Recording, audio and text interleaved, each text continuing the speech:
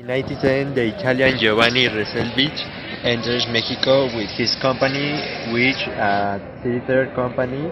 At the same time, Antonio Fournier brings the Teatro Colón, of Mexico with his company presenting Navarrese León, who had been middleweight champion in Europe along with the Romanian Sun and others. 2 years later, we returned to Mexico bringing the Japanese Kawamura, who along with Hercules Sampson acted to the National Fronton. In September 1933, Salvador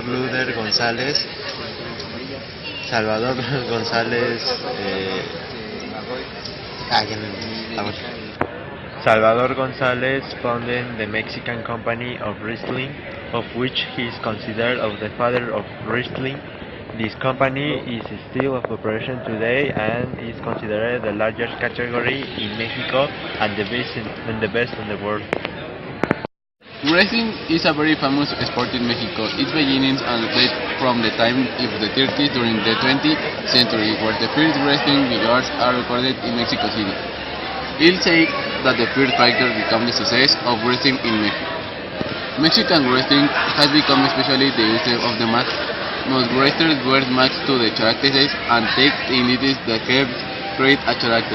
It is said to the origins of the mask of the fighters come from pre-Columbian myths. According to the historians, the Toltec and Mayan warriors wore animal masks, jaguar, eagle, coyote, etc. When they went out to the fight wars against the tribes with the mask they tried. This idea was reckoned by the fighters with the idea recovering the pre-Columbian past. Creating characters that allow them fight anomalous and intimidate the enemy during the fight. Wrestling is a very important part of Mexican culture. Many children and young people as fighters as role models at some extent as a flash blood heroes who fight even. Hi, que bonito. We are reporting from Channel 3 to ask a series of questions. What did you inspire your character? I mainly like Star Wars, so I experienced indeed and the book.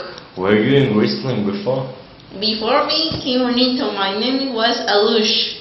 What role do you carry out in this role? Actually, I received the blows. I'm like a bite. Do you have any kind of enemy or nemesis in the fight? His name is Zacarias the Perico. He is great. Any other rivalry? La peste negra is a motherfucker. How much do you measure? 6 a.m. How much do you weigh? 45 kilograms. How was your coach? It was Diablo Velasco. Did you ever leave your team? Just but come back. How did you come back? They gave me sweet food and money. How did you join wrestling? I was the pet of the Rey Bucanero. In what year was it? In 2011. In what size do you enter the fight? Microfighter. Were you in more fight group? TRT trio with the Terrible and Tejano Jr. Is your group actual? No, they took me out.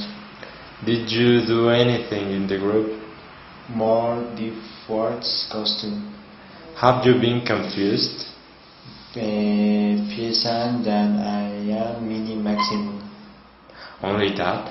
Also ultra monito. Is he a pet? The Atlantida Warriors.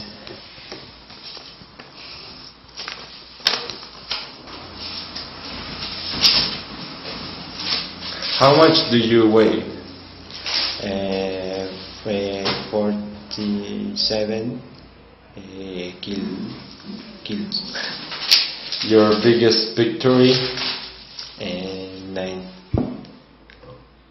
Remove the mask from Chucky's girlfriend. How much do you measure? No, this is the thing. Hi, I'm the reporter. Community told me that he was born in 67. He told me he is a mascot, Mexican mascot. He told me that its real name is not a public usage, as is often the case of mascot fighters in Mexico. He also told me a companies and held several technicals in CMLL are all he used to play for darkness with the name Alusha. He said he wears a full suit that resembles a monkey with blue fur and yellow skin, while Alusha wore a full hairy body that resembles an Ewok. He commented that become a constant thorn in a group of the warriors or hell, especially its leader, Ultimate Warrior, who was pleased to throw the tiny monita around the ring, sometimes even throwing it from the ring up onto the floor. He said he has a nemesis, every monito, called Ultimonito, who will fight up against him. He told me that over time the three CMLL mascots have developed a long rivalry between the three, and the fights between any of the mascots usually elicit a strong reaction from the crowd. Yes, the famous fighter always surprises us with his fun and original phrases. Today we will make a compilation of his most iconic prayers. We were here discussing how he put a lot of emphasis on his suite. He says that his ring suite is very original, since there is no other fighter that look like it, even if we say otherwise. He says that being of very small stature is not a defect or an obstacle to move forward and fulfill her dreams. He also says that girls love it. He said he considers himself a very competitive person, but not with his other colleagues, if not with the same. The time he marked you to ask for some exclusive information for you. He told us he told us that they come from a family without too much financial problems and with family problems. And one time that his grandfather always told him, when someone wants something you noticed, and when it doesn't, shows more. And that he wanted to show that if he wanted to, and he did in a funny way. So far my report. We talked to Guapito, and this was what he told us. He told us that his name is Armando Garcia.